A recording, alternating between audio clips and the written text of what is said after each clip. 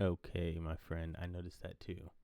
So you need to go to your settings. So you'll log in twitch.tv, then click up here and click on Creator Dashboard. And then over to the left here, you want to click on Settings and then go to Stream. Scroll down. VOD settings, video on demand settings. Make sure this is checked. Store past broadcasts.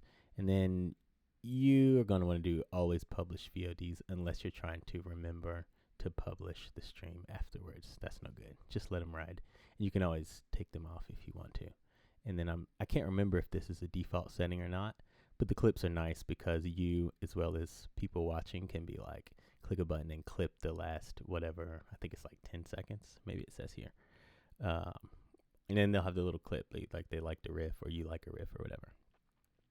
Anyway, yeah. And then after this, I don't know if it'll save the ones you did this morning. So we'll find out together.